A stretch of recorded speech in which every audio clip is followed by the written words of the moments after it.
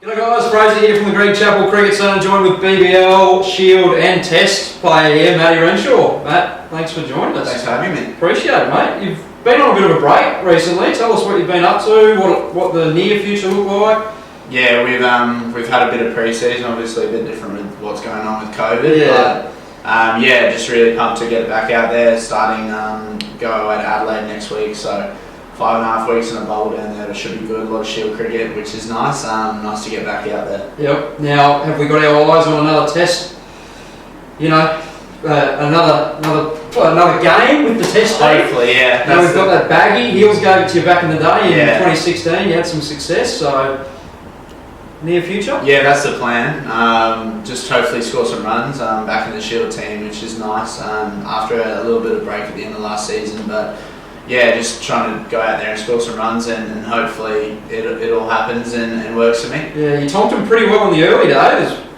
524 runs when you were a 21-year-old.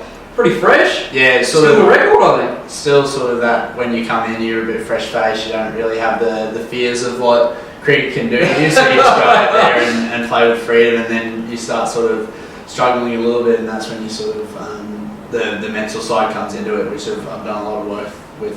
Yeah. And how's the transition, I should say, to BBL? You know, you've, I suppose, got that semi-aura that you're a defensive, you like to get into it nice and slow, but you've hit it pretty hard. You're the second biggest scorer, I think, last season behind big hitting Winnie at the Sixers, not the Sixers, I should say, the Heat. Yeah.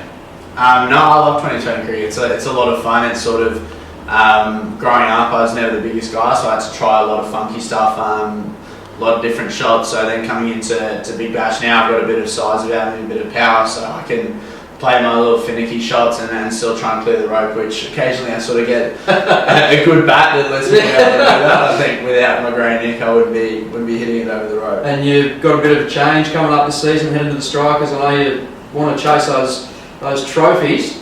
He'd always had a pretty good team on paper, but seemed to struggle. I know there was a few years there where everyone backed him in for a solid chance, but no luck. Yeah, it's just one of those things. I think we sort of get on a little bit of a run of losses, which is never good, especially in sort of a competition like the Big Bash, where sort of game after game. But no, I'm really excited to move to Adelaide. It'll be something new for me.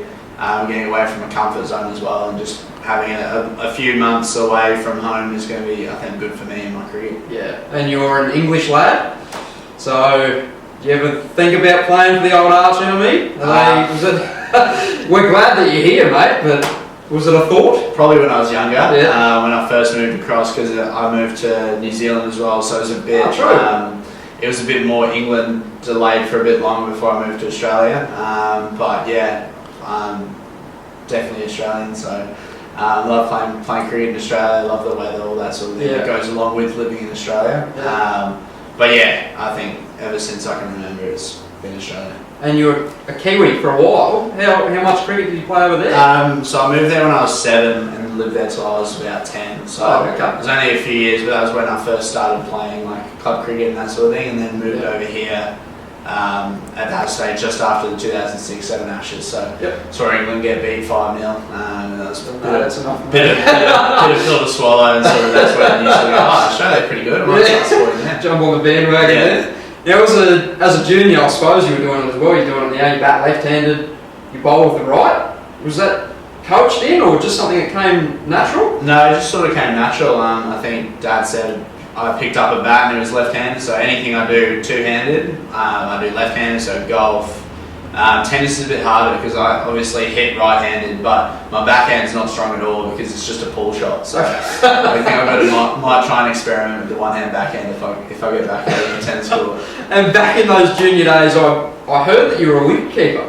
You said you weren't that big, so yeah, surprised me. I just wanted to do everything back in junior cricket, so I'd keep, I'd get the gloves up at drinks and then go bowl some really bad off spin, really bad leg spin, whatever I was feeling on the day. But yeah, I just wanted to be involved, and keeping was good, but I sort of gave that up around 13, 14 because they were making me bat sort of 6, 7. Yep. And I didn't want to do that. I wanted to open get up the order a bit. Yeah, especially in junior cricket, you just want to bat as much as you can. So did that, and then just sort of never really got back into it. Which is probably a good thing for me. It might be a bit hard bending down to your height, Definitely, mate. yeah. But I heard, obviously you're a really good defensive player. A solid signature nudge was one of your big go-to shots back when you were a junior. Yeah, the inside edge to finally was a good run scorer for me. But yeah, I was just go out there and try and bat as long as I could. And yeah, sometimes I think I remember a 6th grade game where I was sort of 13, 14. I batted pretty much most of the day. I finished with 30 not out or something like that. So it was probably not good for the team being 30 not out. The next week rained off, so we got a draw anyway. So it was good fun. But yeah, it was tough to score at the time. Still find it tough to score occasionally. So, yeah. But 30 not out's a little bit different to the 345 you hit back for Toombul. Yeah, very different. You must have been on song that day. Yeah, it was sort of one of those days where everything sort of went off.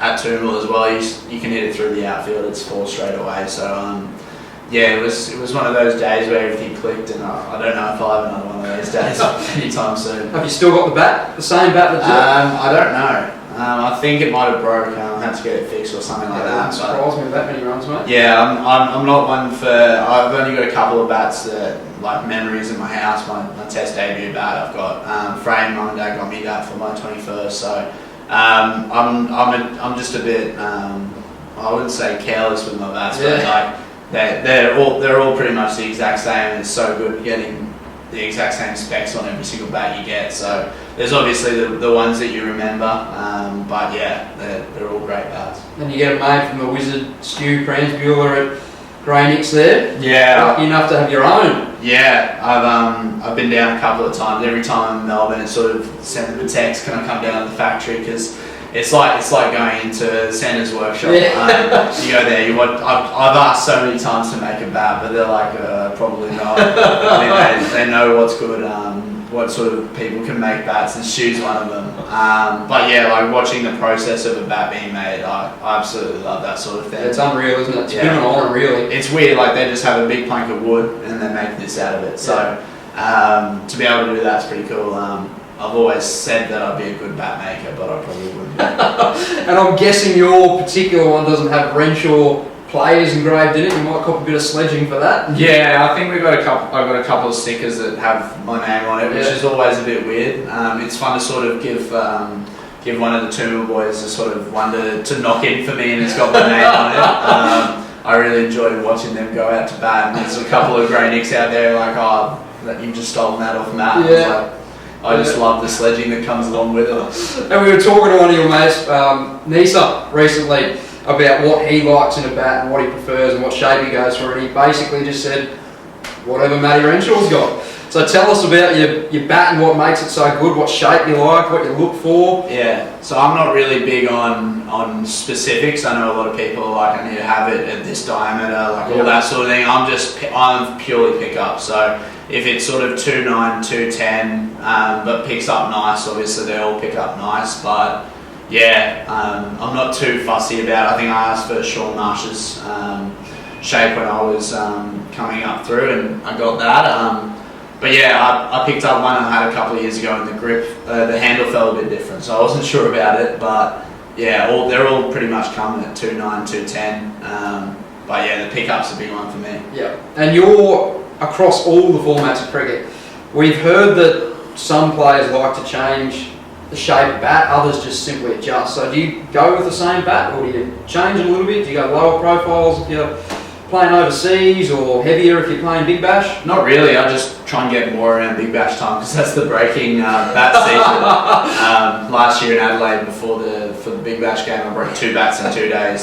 So I was down to 1 bat in the Big Bash game there. So I was glad that I didn't break any in the game. But, I bet. But no, they're all unbelievable, so I'm not too fussed about what they are.